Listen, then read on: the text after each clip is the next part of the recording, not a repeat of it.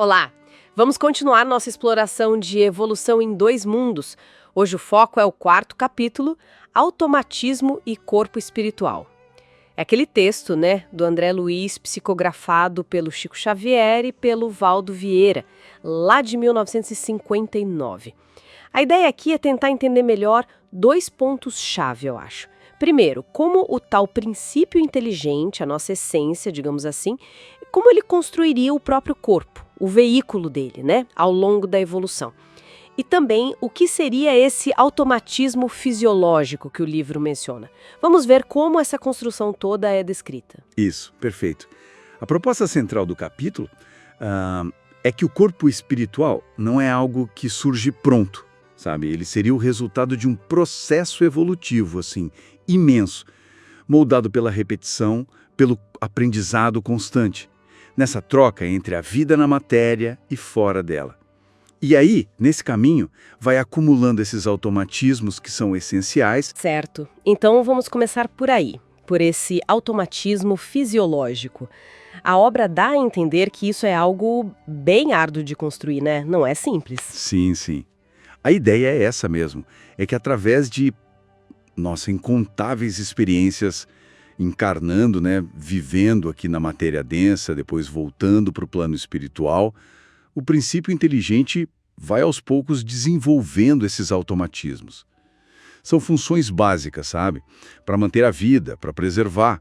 Pensa na respiração ou na digestão. São atos que de tanto repetir ao longo de eras e eras, viraram reflexos automáticos mesmo. Operam sem a gente precisar pensar neles conscientemente, né? Interessante.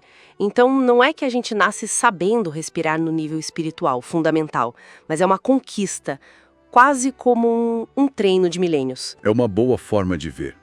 A obra descreve assim como uma conquista bem difícil que vai sendo incorporada na estrutura do ser. Exatamente por essa repetição incansável, né? E sempre nessas duas esferas da vida, como o livro diz, a física e a espiritual. Entendi. E como essa, digamos, memória de repetições se liga com a formação do corpo espiritual? Ele seria esse acúmulo todo? Em essência, sim. O texto coloca o corpo espiritual como o resultado direto desses ciclos todos de aprendizado.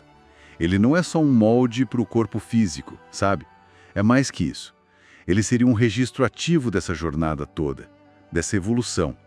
E ele mesmo modela a forma física a cada encarnação. Mas o autor faz uma ressalva importante, né? Isso não explica a origem do espírito, a faísca divina, digamos. Explica a evolução do veículo do espírito, e sempre com a supervisão, segundo o texto, de instrutores divinos. Não é um processo aleatório. Ah, interessante essa parte da supervisão. E o capítulo também menciona Descartes, né? Aquela teoria dos espíritos animais, para explicar as funções automáticas do corpo. Qual o contraponto que o livro traz? Olha, o livro considera a visão do Descartes limitada. Claro, genial para a época dele, sem dúvida, mas a contraproposta aqui é um processo evolutivo, assim, muito mais amplo e lento, bem lento. A ideia é que o princípio espiritual vem atravessando com paciência os reinos inferiores da natureza.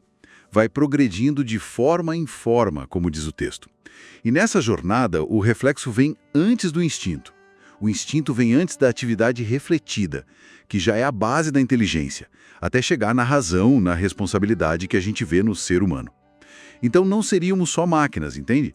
Seríamos consciência se expandindo. Nossa, bem diferente mesmo da visão puramente mecânica. O automatismo, então, aqui tem um propósito ligado à evolução da consciência, não é só uma resposta passiva do corpo. Exatamente. Isso que eu acho fascinante no texto. Ele conecta diretamente o automatismo, que nasce da repetição, com o desenvolvimento da própria inteligência. Toda essa caminhada, desde os estágios mais primários, passando pelo reino humano e potencialmente indo além para o reino angélico, é vista como uma expansão multimilenar da criatura. A gente conquistando a própria evolução, pelo esforço, pelo aprendizado que fica incorporado, todo dentro dessa lei universal da evolução. Então, só para a gente amarrar a ideia principal, a visão de evolução em dois mundos é que tanto o corpo espiritual quanto essas funções automáticas não são dados prontos, são construções, resultado de incontáveis repetições, aprendizados ao longo de milênios e milênios. Exato. É uma tentativa de mostrar como matéria e espírito se interligam por essa lei maior da evolução. O automatismo e herança dessas conquistas são peças-chave para formar a nossa individualidade, as nossas capacidades. O corpo espiritual seria, então, um espelho vivo dessa trajetória imensa. E fica uma coisa para a gente pensar, né? Até que ponto os nossos comportamentos mais instintivos, aquelas reações que a gente nem controla direito, não seriam ecos desses automatismos, dessa herança evolutiva tão antiga, moldada muito antes da nossa consciência de hoje? Dá o que pensar sobre as camadas que formam a gente, né?